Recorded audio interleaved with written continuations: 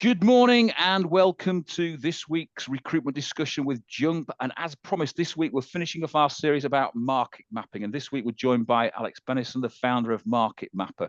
Hello. Alex is a self-confessed tech geek with a background in working in sales, recruitment, rec to rec. And the last 6 years he's been doing a number of sort of innovative rec products, should I say, such as MarketMapr to help recruitment agencies and recruiters save hundreds of hours mapping the marketplace, which we've been talking about, and finding decision makers for target companies, as well as validating that information and moving from there, but also about finding candidates to match those clients' needs. So whatever you think about populating a database correctly and using that data, this is what we're going to talk to Alex today about. So over the last 2 weeks, I say we've talked about mapping clients and mapping candidates. And this week, we're going to pull everything together from a tech side so you can leverage all that data. So Alex, welcome. Thanks a lot. Thanks for having me. So I'm going to kick off and throw you straight into the deep end because we like that. Yeah, we like that straight away.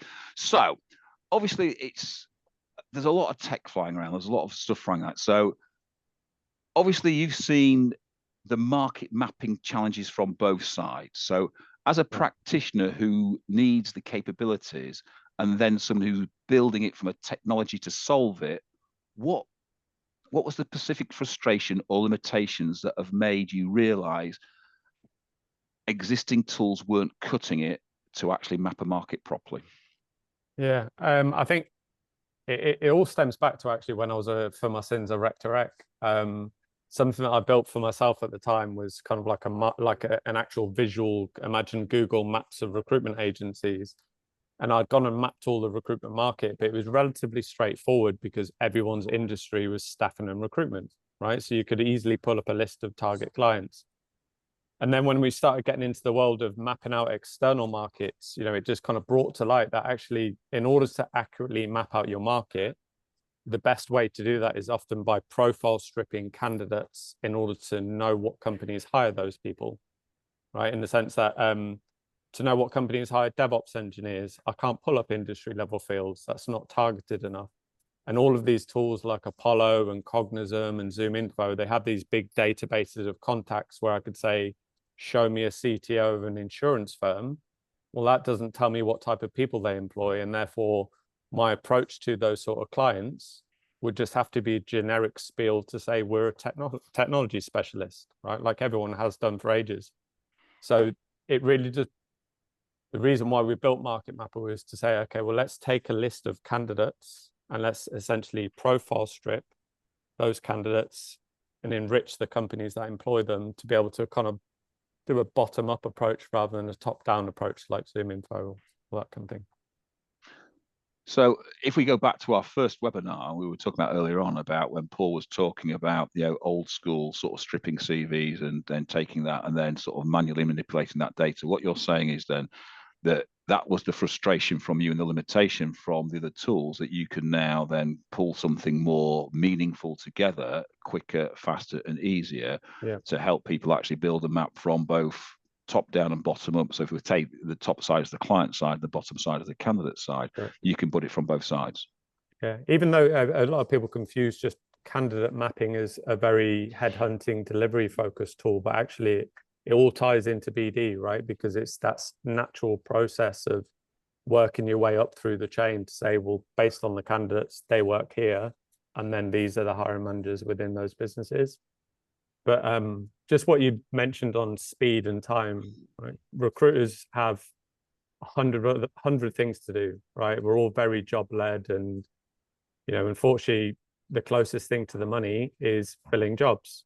So when we go and work a job and we find candidates that we haven't managed to place, we all know the power of like remarketing candidates and doing BD. The problem is we just don't have enough time to create these accurate lists. And manual profile stripping relies on you going through candidate by candidate or CV by CV, and you end up just getting distracted and pulled into the next job because naturally it's the closest thing to the money. So you need the time to be able to do it quickly in order to then accurately create those lists and fit it into your day job. So what we've been saying then constantly throughout these webinars is that if you took that process away from the recruiter, and obviously I realize there's a number of solo recruiters on here, but if you took that process away from the recruiter and made it an administrative process or a someone else's process. Therefore, it would get done more religiously and get more consistency in that, and therefore a market map would be developed and actually used.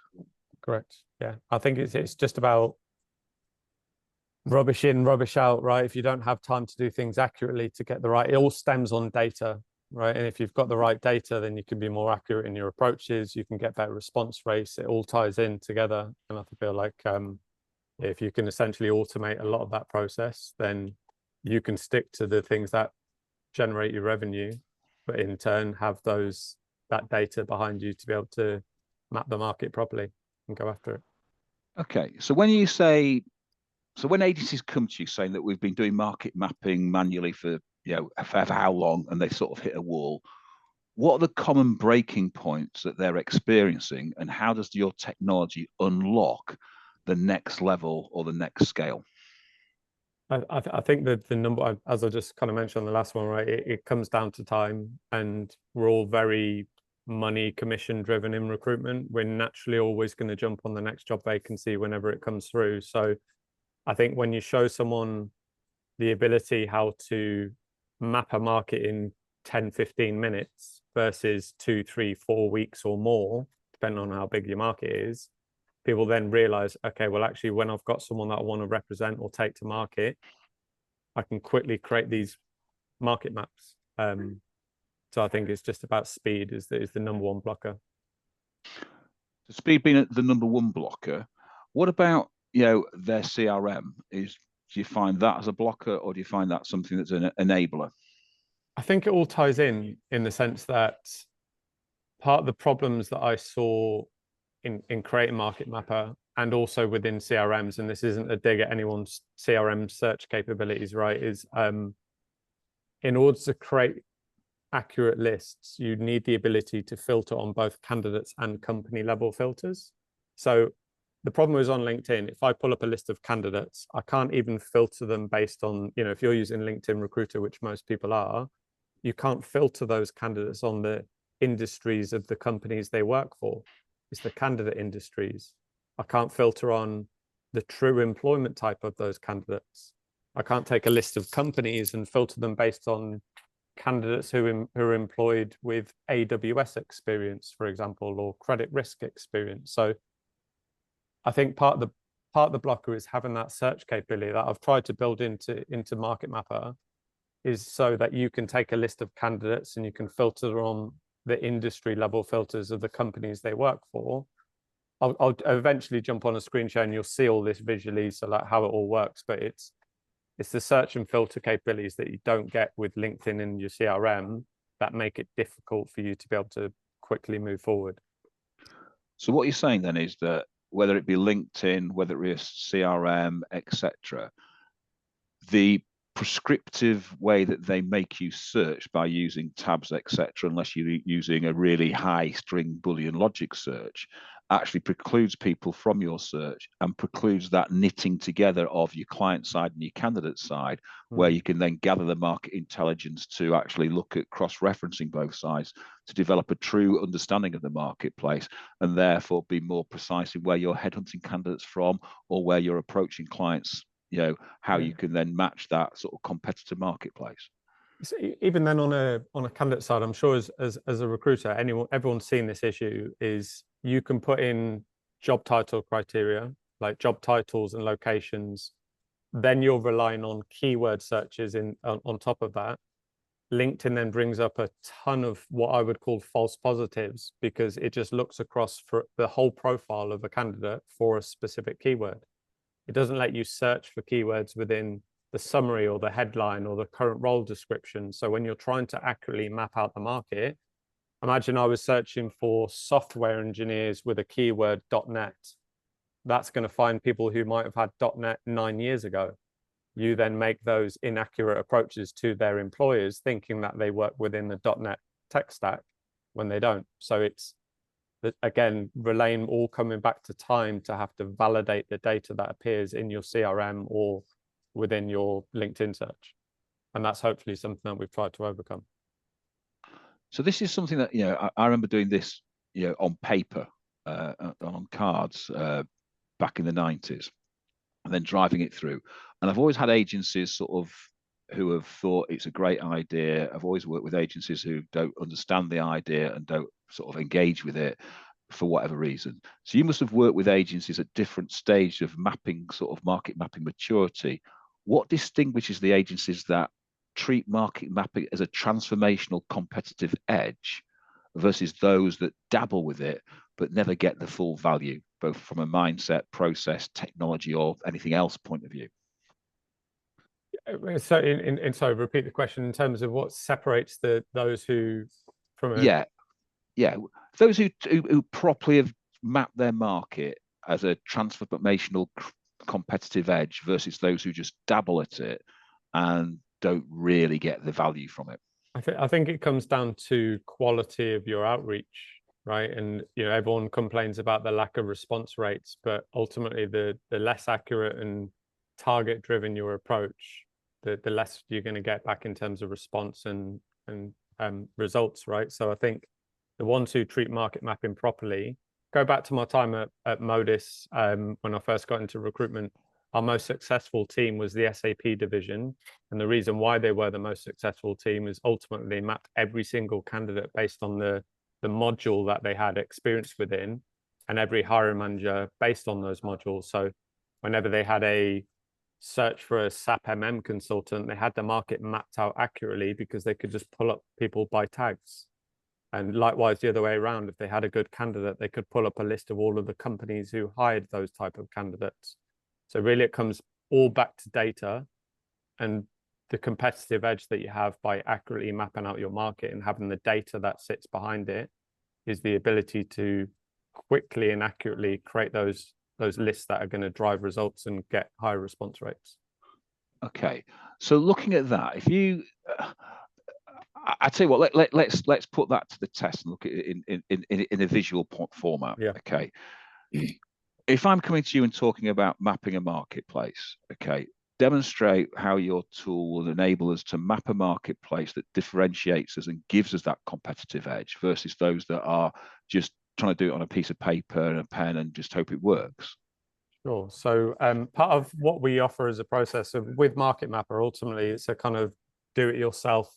It's still 100 times quicker than manually doing it, but MarketMapr ultimately allows you to take a list of candidates, strip that list and find out where they work. But what we've recently built is essentially a new version of this. Was almost like based on the original version of RecMapper, right? So what you're seeing here in front of you, we offer a service where we can map a whole market for someone. In order to do that, we tap into data sets, so we can pull in the same search criteria that you would go onto LinkedIn. And within pretty much a day, what we can do is map out a whole market for you based on the candidates within that market, the companies that employ those candidates, and the hiring managers within those businesses. So what we essentially then do is we load up all of that data into the product. So you can see here, we've got 6,700 candidates in this example, but all of the data that sits behind it. So now not only have we just got their name, we've got their headline, their summary, if you can see these titles at the top. There's current role, their current role description of text that appears. Got everything. On the company side, you can see all of the data that sits behind this. So we've got company name, the number of candidates that work in each of those businesses. So you can see who hires the most amount of those candidates or who hires the least, who's a target A client and B client, C client. And all the data that sits behind it around like industry, sub-industry, company specialities. Like these specialities are listed on a company's LinkedIn page, but you can never search or filter them on LinkedIn. And prime example of that, if you look at Amazon, Amazon's primary industry is software development.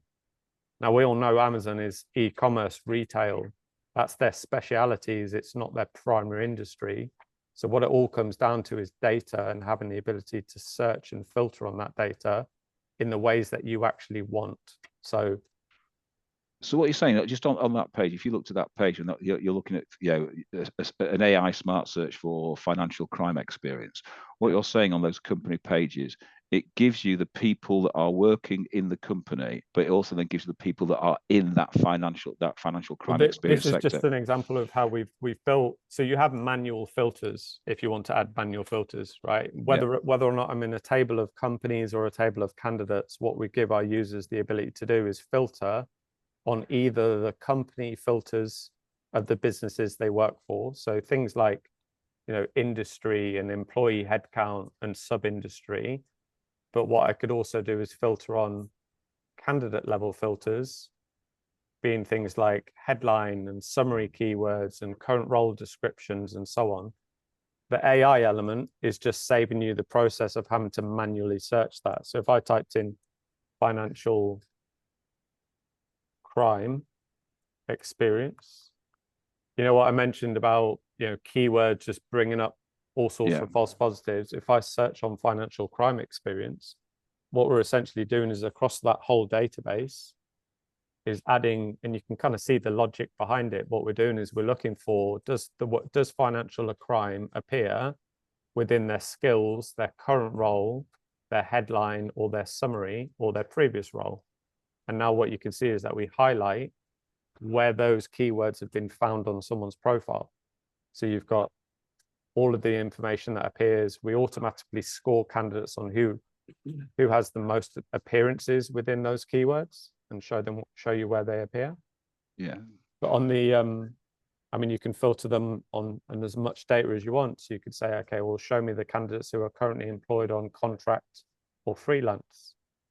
What that all does in turn is not only filter the candidates, but because everything is interconnected, the candidates are connected to the companies and the hiring managers are connected to the companies. When I add those candidate filters, I can now just click into companies, and these are all of the companies that employ those same candidates that I've just found. So it's interesting. So if you look at, say, second down there, Bank of America, it's saying it's got 237,000 employees, and only one person in that business has got on LinkedIn that criteria. This example is data scientists with financial crime experience. So this map, I should have explained at the start, this map is a data scientist map. All of the 6,700 candidates you can see are all data scientists. So that's the map that we've mapped out for one of our clients. And then obviously hiring managers is all the hiring managers in those companies that can potentially be hiring those people. And the way that it works within the map is that all of that data that you've seen in that data table essentially is what populates this map just in front of you. So now what I can do is, I think what I've already done is I've filtered them based on those who hire contract or freelancers. And you can see then what you essentially then see is now it'll just filter out all of the companies who hire candidates on contract or freelance. On the right-hand side, I can see the names of the businesses, and you can see a number count. So that number count shows me, for example, 10Analytics hire 49 data scientists, of which 12 of them are working in contract. If I click into that business, you can see the information on the company, but now you can see all of the candidates that work within those businesses that are employed on contract. So what you're saying is that that map has created a heat map of all the clients, and I'm assuming then you can create the same heat map with all the candidates as well. Correct. Yeah. And Alex, is it, because obviously on that particular example, we can see it spreading into France. Is it mainly UK? So this is essentially a map of every UK-based data scientist, right? But these companies have multiple offices, and you never know exactly. 10Analytics, for example, their only offices are listed in New York and America, but they obviously have remote workers. So you have to map every office. But what we do then is geocode all of these locations. So if you wanted to, you could say, show me the companies based in London. Spell correctly, 1 second. And then I could just filter the map based on those who are based in London. And now you can see there are all the companies who have offices in central London. So I could click into it. And now there's just the London office I could click into with both candidates and hiring managers. So I'm going to ask the next question because it's going to expand into what you're showing us there. When it comes to visualization of the market map, which is what you're showing, and the org chart. Can you create an org chart, talent pool, network, relationship connections, and what actually works versus what actually looks pretty? Because I remember a long time ago you could do something very similar on Bullhorn, but it was only in the people that you'd mapped into Bullhorn, but you could create a search map. So what actually works versus what looks pretty to drive the right decisions on who you're approaching, why you're approaching them, etc. I mean, let's just put it as a real world example, right? When we look at this list of companies, these are 2,900 employers of data scientists. What we have the ability to do is basically click and you can see this competitor logo. So if I look at like 118 Money, right? There's a load of data that explains what that business does in terms of personal loans and financial services. You can click on that competitor logo, and now you can see there's a list of all of 118's competitors. Now, not only have you just found the companies that are competitors, but in turn, that's now showing me all of the candidates who work within those competitor businesses and all of the hiring managers within all of those competitors as well. So it's about quickly filtering to be able to create accurate market maps, and you can then just go on and export any of that data to be able to run an outreach campaign through, whether or not you use Lemlist or Sourcewell or Bullhorn automation, it's up to you. The other element to it is also this analytics tab, which if you click on the analytics tab, what you can see is we've almost created, based on all of that data, almost like a talent insights that you get on LinkedIn. It's kind of like a talent insights on steroids. So you can see across all of those candidates, what's the average tenure? How many candidates have got 2 to 3 years of tenure experience? You can see the distribution across the market. It's having that ability, because unfortunately, as a recruiter, how many BD calls have you made? And you kind of know that clients just sort of speak to you and they're kind of just hearing this and thinking, you're just trying to tell me what you think I want to hear. As a recruiter, what you want to be able to do is prove your market knowledge and prove your experience and how you differentiate from the competition. It's hard to do that then when they all just think, well, you've just got LinkedIn Recruiter like we've got LinkedIn. It's hard to prove your value without anything visual. You can say, oh, well, look on Google all of our reviews or something like that. It's having that visual ability to just screenshot something and just go, look, we've mapped out this market. You're hiring a data scientist. Look how we can help you find the exact sort of people that you want to find. So irrespective of the market, then you could do any geographical location across the globe. Globally, yeah. And you can then map it from a client, candidate, and competitor point of view. So whichever way you can look at it, you reverse engineer it, forward engineer it, whatever engineering you want to talk about, you could do it from there. Okay. Now, obviously, again, Dave and I speak to lots and lots of recruitment agencies, and we've talked about there's lots of different tools and techniques, LinkedIn, CRM customization, spreadsheets, visualization tools. For agencies that are serious about market mapping as a core competitive strategy, what does best-in-class technology stack actually look like when everything seems to work seamlessly together? And how do you integrate that market map without creating duplication of data and forcing recruiters to work in multiple platforms? Because that's the big thing that we don't want. We don't want recruiters working in multiple platforms. Yeah, I mean, look, I would love to say that what I've just showed you integrates with everyone's CRM. It's not as simple as just pushing data into a CRM, right? In the sense that you need to update. If someone goes from company A to company B, you need to be able to merge that data and keep the conversations within those people that you're moving over. Most CRMs do have the ability to, when it comes to us and MarketMapr, most CRM systems do have bulk upload functionality. And when you use that bulk upload functionality, it does pick up duplications to make sure that you're not just adding data for the same people that you already have. We also work with tools like Sourcewell. Now, Sourcewell obviously already have 70 CRM integrations as well. So you can just send data from MarketMapr straight into Sourcewell. And that will help you not only just manage the outreach campaign, but also in turn, keep the data within your CRM kind of up to date and fresh. But part of that problem is that you've got so many systems that do different things. They don't all kind of interconnect and work. Okay. And I'm right in saying that your system also then helps them find telephone numbers and email addresses for all of those contacts. So again, when you start to upload, I presume you download it to some sort of CSV file and then uploading it back into the system, then all that data then is captured on your system, whether you're putting that into an mailing system or into your CRM, or if they're combined, etc. So what you're saying is that you've got one big data set that you can then place specifically into your CRM or into your mailing system to ensure that it works correctly, and you're storing all that data in the right place. Yeah. Or in turn, create small niche sublists from that data, right? By having everything together, you could then go on and say, okay, well, these are all the companies that hire data scientists, but these are the ones that work within financial services, as an example, and create that as a subset of data that you could then upload and tag correctly, essentially.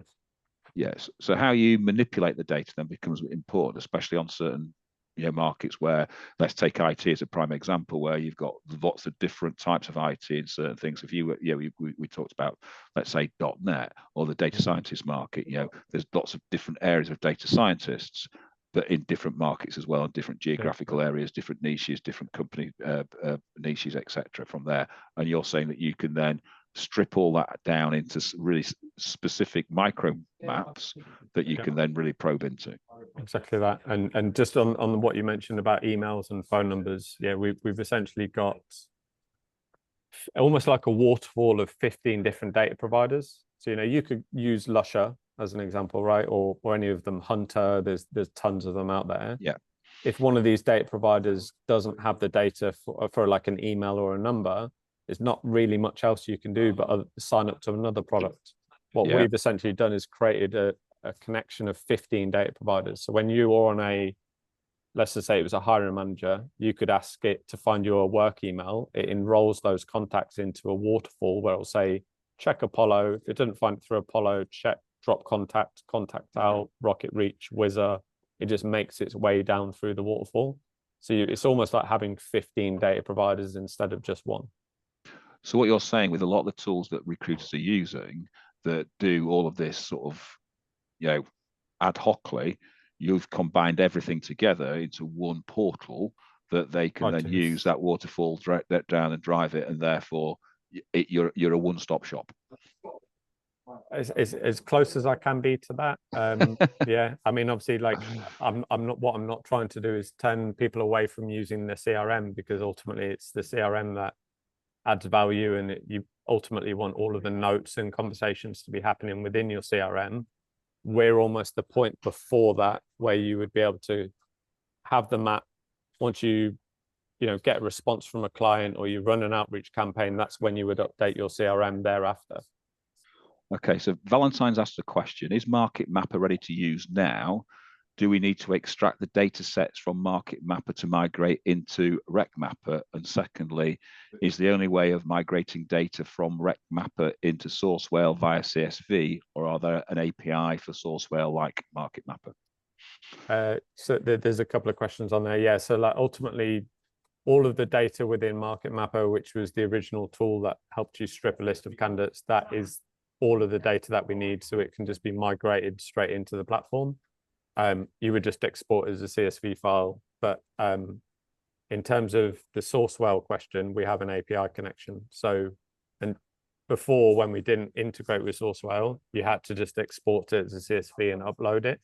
Whereas now it just integrates, you select the contacts, choose the campaign or projects that you have within Sourcewell, and off it goes.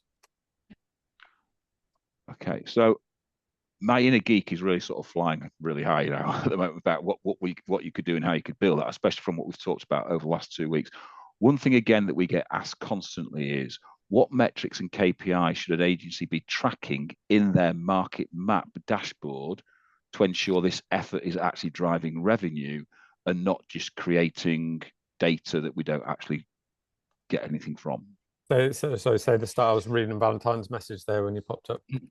So what metrics and KPIs should an agency be tracking when market mapping dashboards in their market mapping dashboard to ensure their effort is actually driving revenue?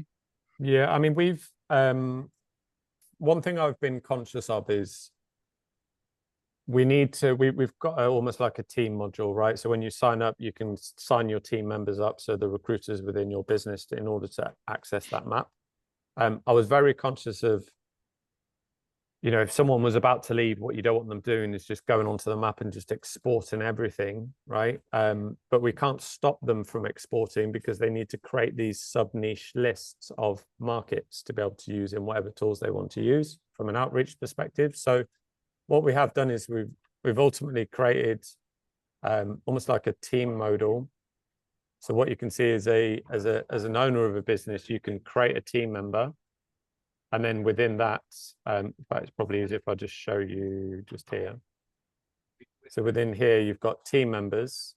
You can send out invites to those team members, but we've also got what's called like an audit log. So what you can see within this as an owner of a recruitment agency, who are the members within your team, and what is it that they're actually exporting as lists. So you can start to see like the file name, the number of rows, and basically the outreach campaigns that they're running off the back of this data.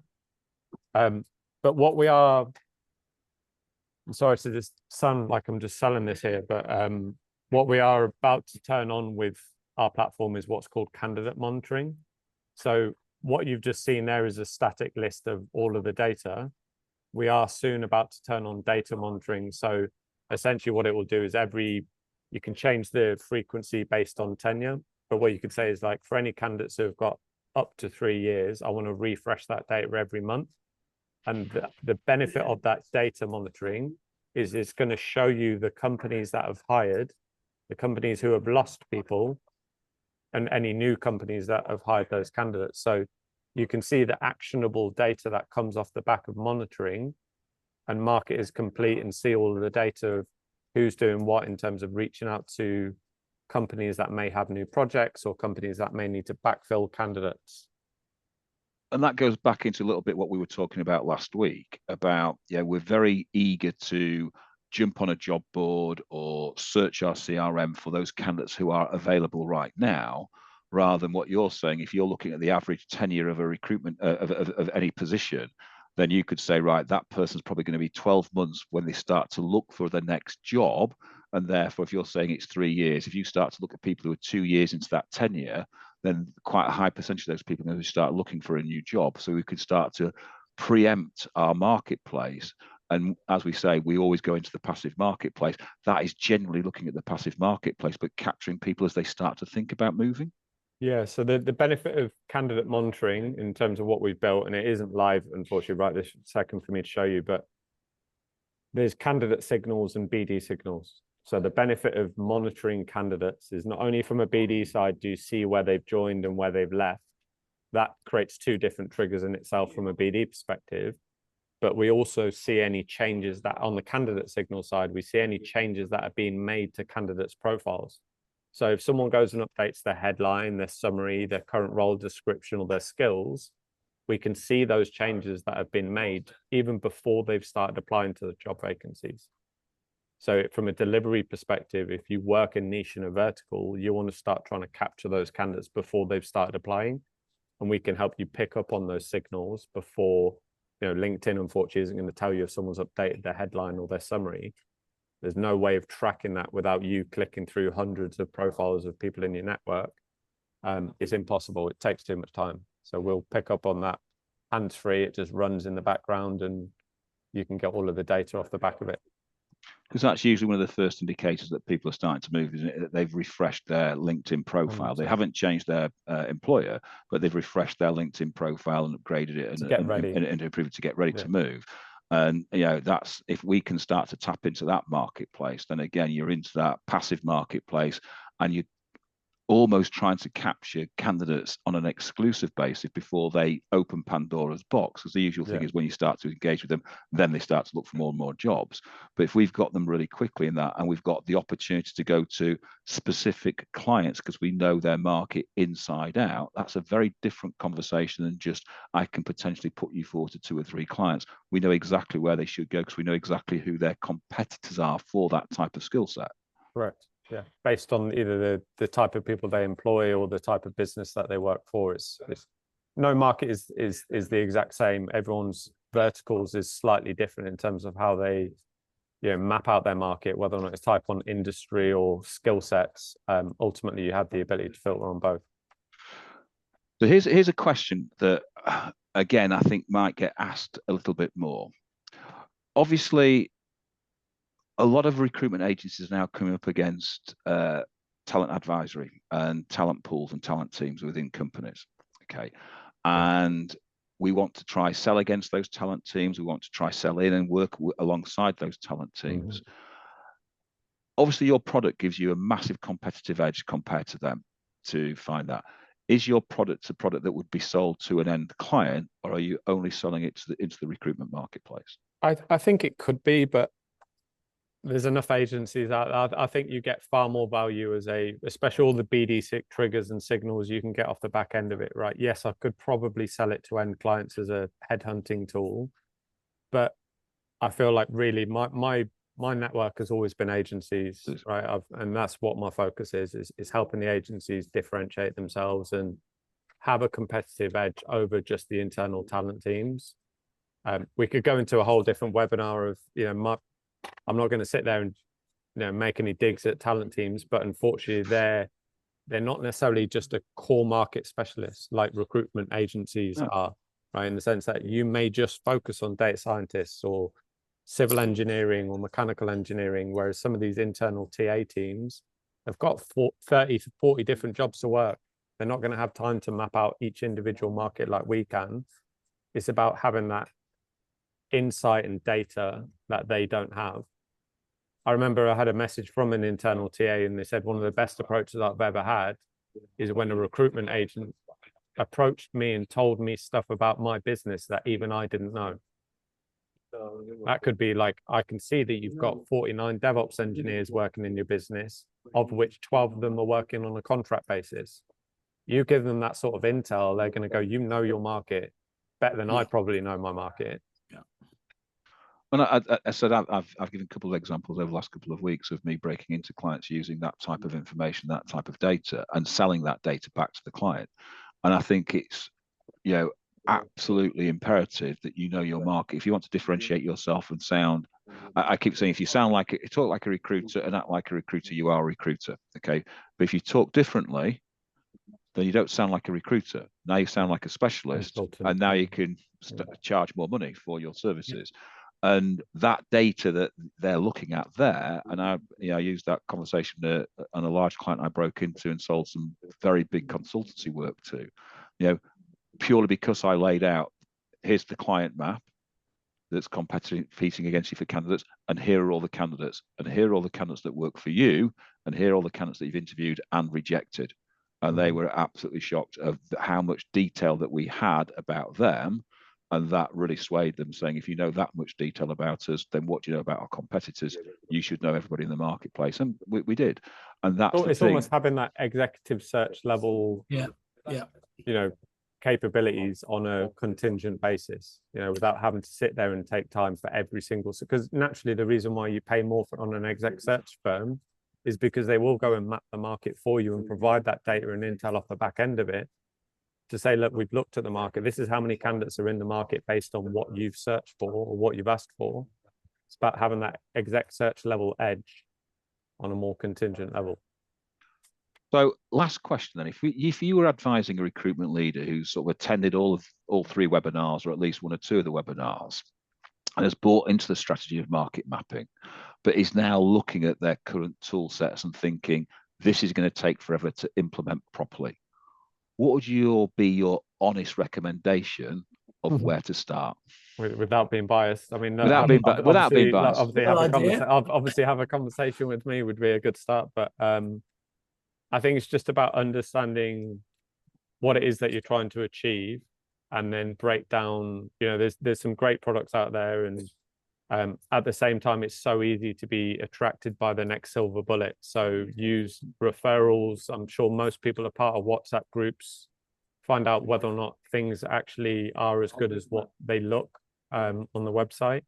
There's a good friend of mine, Kalpesh Baxi, who's just launched a business called Rec Experts, and that's about getting proper advice from people that know their industry, that aren't just going to be trying to sell you the next tool. You know, the problem is you get approached by a CRM system that tells you all of these shiny little features.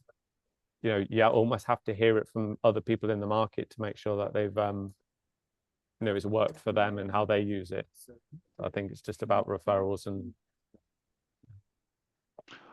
what would be your comment to recruitment agencies with regards to creating a competitive edge that aren't mapping the market compared to those that are generally mapping the market? what would my advice be to those that aren't mapping the market? Yeah. I think it would just be around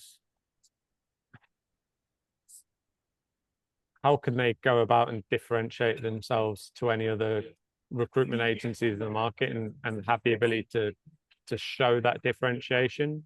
And that could be even just things like, I know it sounds going back 5-6 years here, but like video interviews with candidates that we all used to do through like Odro and Interview, right? It's also flipped that on its head. And there should be no excuse as to why recruiters aren't doing video calls, like a 5-minute meet the manager video on a Zoom call, and sharing that with candidates as part of the outreach, and show your value to candidates that you're headhunting by using tech in a slightly more unique way to give you that edge. So what you're saying is that your data then becomes, because we've been saying for years now that data is the new oil, isn't it? It's the new liquid gold. 100%. Yeah. So what you're saying is that data that you're creating when you go talk to clients is data that is unrefutable, and you can actually demonstrate your power and capability in the marketplace. And I think sometimes that is very powerful to a client, and other times it's very much a veiled threat. Because a lot of clients, we don't want to work with every single client, but there are some clients that we want to headhunt directly out of, and knowing that and knowing what you're doing is really important, I think. Yeah, and even just then knowing what companies to work with. You don't want to work with the businesses who have got a high turnover rate, right? But again, it's hard to know that without having the data that sits behind it. So one of the things here we can show you through that analytics tab is what companies are hiring the most, what companies are losing the most, what companies have the highest retention rate. They're the companies you want to work with, right? Especially if you go and place a contractor with a business and you know that on average they're going to stay for 4 years or 5 years. They're the companies that should be the A-grade clients. I think I was just going to add, Alex, that one of the things that a lot of companies have been through tough times, they're now trying to build a business which has value, and using data intelligently is a value driver for the PE firms, for anybody having exit conversations or M&A type conversations, because very few do it very well. So if you can do it well and use data intelligently and show how, your point about showing, I think that is another facet of the value of your company. Oh, completely agree. Adrian's just come on and asked the question as well. Looking at the website, what do I get by installing the Chrome extension? Oh, MarketMapr. Is this some sort of free tool? So previously, in all fairness, there's almost no need for the Chrome extension anymore. Like we built it and it still works in the sense that you could have a list of candidates and you can scroll through them in order to pick up the data that appears on the screen. Whereas now with MarketMapr, in order to map out 500 people, it's as simple as copy and paste the search URL at the top of the address bar, paste that in, and it will extract the results. So you don't need, it's almost made the Chrome extension redundant because you don't need to scroll through the results on page 1 and page 2 and page 3. It's 1,000 times quicker because you can just copy and paste the link. But now with essentially what you saw in the new version of RecMapper, we can map out a market for someone, so they don't even need to sit there and do anything to be able to map out a market. They just tell us what market they want mapping out, and we'll work with them to map out things accurately. Okay. So, as I said, my geek radar is going off like you won't believe, thinking what's the opportunity here that you can actually use. And I've been saying this for a long time. Data is powerful, and the more you know about your clients and candidates, and the more you can link clients and candidates together, the more powerful that is. And to me, then it's all about how you use that data and develop that data to control your client base, and then to have a candidate base that can match your client base, not when they need it, way before they need it. So it's preemptive and becoming more proactive rather than reactive into the marketplace. And I think that's where modern recruitment's going, where if I can demonstrate that I have product before my client needs the product, then all of a sudden that helps negate the cost of job boards, LinkedIn, etc., because I've already got that product mapped and I'm talking to that product in some way, shape or form to help develop that market. I mean, I'm not saying it doesn't work, but there's been so many tools out for the last 10 years which scrape job boards, and there's nothing against that. But unfortunately, you're always catching people when they're most busy. If all you're doing is scraping jobs to approach those clients, it's kind of like when I sold my house. Second I put it on the market, I had all these letters coming through from removal companies and so on. That was almost too late. What you need to be able to do is map the market and catch people and get those conversations going before they even start looking for people from a BD side, or even reaching out to candidates in the market, say, look, I'm working with a number of your current competitors. Whenever you're thinking of a change, let me know, and you can prove that through the data that you have. And it's also, we've talked so much how easy it is to make a conversation when you can start to mention people that they know that you know, and you're linking that together. It makes it so much an easier conversation because they feel you're already part of the marketplace. But again, people go on LinkedIn to see who you're connected to. And if you've connected to everybody within that map, then you're a very well connected person in your marketplace and should be, as a KPI, the key person of influence in that marketplace, because you know everybody. I feel like our connections model, where you can see who's worked with who and when they work together, is like, imagine the power of being able to make an approach to a client and say, look, one of the candidates that you've already hired, I'm representing a candidate that worked alongside them in one of their previous companies. It's no longer about the recruiter saying, I've got an amazing candidate. Now it's like, well, you've already made the decision to hire one of a candidate that you viewed as amazing. Now I've got one of the people that worked alongside them. That connection model is so hard. You can't really see that data on LinkedIn. Who knows who within the market? It's almost near on impossible. Brilliant. Alex, it's been a really interesting session, and it was interesting because we've had quite a lot of conversations with people following the client session 2 weeks ago and the candidate session last week. And that sort of ties it all together, but it also demonstrates the power of knowing both sides of the coin and how you can then manipulate both sides of the coin to your advantage to create a massive differentiator in your business and a tangible ROI against the cost of what's going on. So thanks very much. It's been a really interesting session. Thanks for sponsoring the sessions as well. From there, ladies and gentlemen, we've got the email addresses, so the web addresses up if you want to take the web addresses for RecMapr version 2. There's also a MarketMapr web address right at the beginning of the web chats if you want to take that. Alex, once again, thank you very much. Ladies and gentlemen, thanks for your time. We'll be back next week with a completely new series of webinars from the recruitment point of view. So Alex, thanks very much. Dave, thanks for your time. Really appreciate it. Thanks a lot. Have a good one. See you later. Take care. Bye. Bye.